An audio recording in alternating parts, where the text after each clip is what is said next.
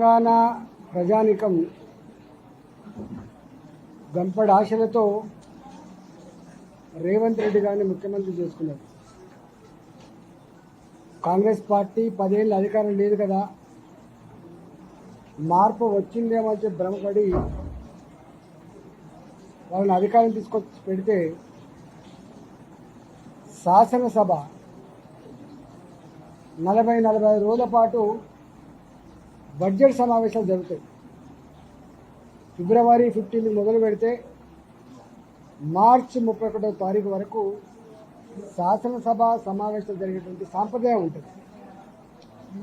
కానీ ఈ ప్రభుత్వం, రేవంత్ రెడ్డి గారి సర్కార్ ఈ చట్టసభలేంది, శాసనసభలేంది, ప్రతిపక్షం ఏంది, మాకు తెలివందేంది, మాకే అన్నీ తెలుసు అనేటువంటి పద్ధతుల్లో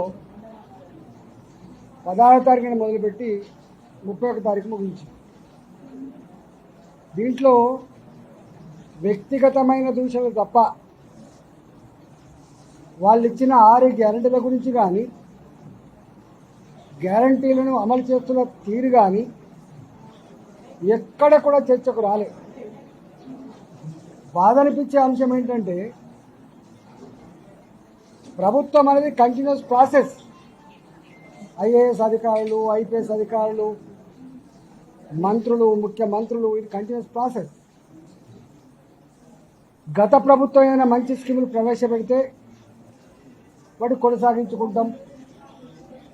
తుగులకు పథకాలు పెడితే, ప్రజా వ్యతిరేకమైన పెడితే తీసేసుకుంటాం. ఇక్కడ ఆనాడు రాజశేఖర గారు ముఖ్యమంత్రి ఉన్నప్పుడు పిల్లల కోసం, పేద పిల్లలు కార్పొరేట్ కాలేజీలో చదవలేకపోతున్నారు. విద్య ఒకనాడు ఉస్మానియా, జేఎన్టీయు, ఆర్ఎస్ లాంటి కాలేజీలకే పరిమితమైంది. కానీ ప్రైవేట్లో వందల సంఖ్యలో ఇంజనీరింగ్ కాలేజీలు వచ్చినాయి. కాబట్టి ఆ కాలేజీలలో కూడా పేద విద్యార్థులు చదవాలనే కాన్సెప్ట్తో ఫీ రీఎంబర్స్మెంట్ పథకం తెచ్చింది. ఇది ఏమైనా దీన్ని అమలు చేసి తీరుతాం. వాళ్ళు కూడా గొప్పగా చదువుకోవాలి, అమెరికాకు పోవాలి, యూరోప్ పోవాలి, పెద్ద నౌకర్లు చేయాలనేటువంటి భావంతో చేశారు. ఇవాళ కేసీఆర్ ప్రభుత్వం 2023 కన్నా ముందు 2 సంవత్సరాల కాలం పాటు ఫీ రీఎంబర్స్మెంట్ ఇవ్వకుండా పేద పిల్లల కళలో మట్టి కొట్టింది. వాళ్ళు రేవంత్ రెడ్డి గారు అనేక హామీలు ఇచ్చిండ్రు. ఆ హామీలలో ఒక హామీ విద్యార్థి పాలసీ. తక్షణమే ఫీ రీఎంబర్స్మెంట్ చేస్తాం, చదువుకునే ప్రతి విద్యార్థికి 5 లక్షల రూపాయలు విద్యానిధి కార్డు ఇస్తాం. ఇవాళ బయట చదువుకునే వాళ్ళకి 20 లక్షల రూపాయల చొప్పున ఇస్తాం, 20 లక్షల రూపాయల చొప్పున ఇస్తాం. ఇట్లా అనేక రకాల విద్యార్థుల కోసం చెప్పి విద్యానిధి కార్డు దేవుడెరుగు, బయటికి పంపించే విద్యార్థులకు సాయం దేవుడెరుగు. చివరికి 2.5 సంవత్సరాలు గడుస్తుంది.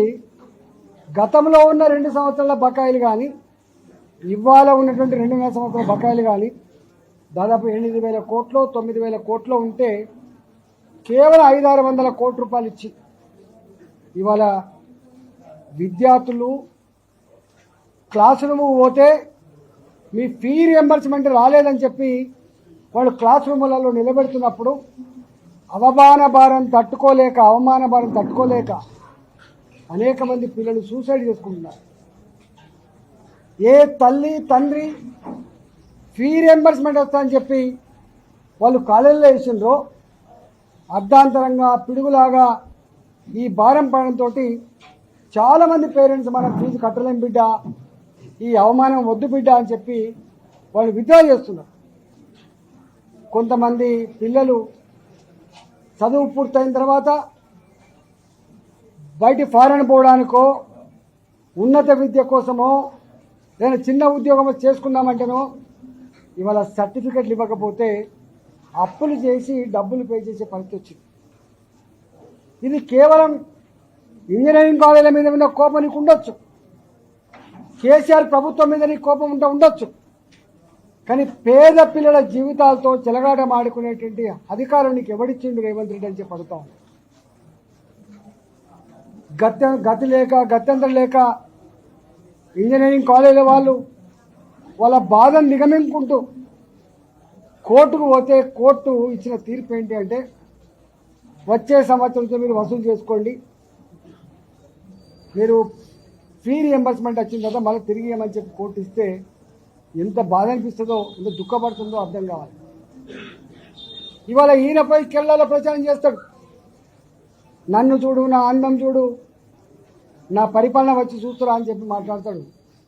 నేను అడుగుతున్నా, ఇక్కడ లక్షల మంది పేద విద్యార్థులకు సర్టిఫికెట్లు లేక క్లాస్ రూమ్లలో నిలబెడితే అవమానం భరించలేక పిల్లల ఫీజులు కట్టలేక పిల్లలు విత్డ్రా చేస్తూ ఉంటే ఈ పని చేయలేని ముఖ్యమంత్రి నువ్వు కేరళ పోయి ఏం ప్రకారాలు తెలంగాణ ప్రజలు నవ్వుకుంటున్నారు. తెలంగాణ ప్రజలారా దీని మీద ఆలోచన చేయమని చెప్పి కోరుతున్నా. రెండవది,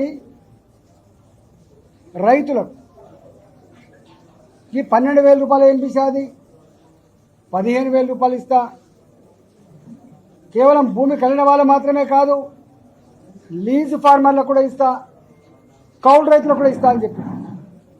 కౌలు రైతులకు లేదు, ఈ ఉన్న ఫార్మర్లకు కూడా ఎప్పుడో బుద్ధి పుట్టినప్పుడు ఇచ్చి నిన్న ఆయన ఆర్భాటం చేసి ఇచ్చిన డబ్బు ఎంత భూమి ఉన్నా 1 ఎకరానికి మాత్రమే డబ్బులు ఇచ్చినట్టుగా రైతులు చెప్తా ఉన్నారు. ఊళ్ళలో అనుకునే మాట ఏంటంటే, ఏం చేస్తాం బిడ్డ, కొండ నాలుకకు మందేస్తే ఉన్న నాలుకకు పోయినట్టుగా రేవంత్ రెడ్డికి అధికారం కట్టిపెట్టిన పాపానికి ఇలా మా రైతు బంధు రాకుండా పోయిందంటున్నారు. కళ్యాణ లక్ష్మి చెక్కులు టైంకు రావు. కళ్యాణ లక్ష్మి గింతేనా, 1,00,000 రూపాయలు బిషాదెంత, తులం బంగారం ఇస్తా అని చెప్పిండు. బంగారం దేవుడు ఎరుగు, 1,00,000 రూపాయల కళ్యాణ లక్ష్మి చెక్ కూడా టైంకు రావట్లేదు.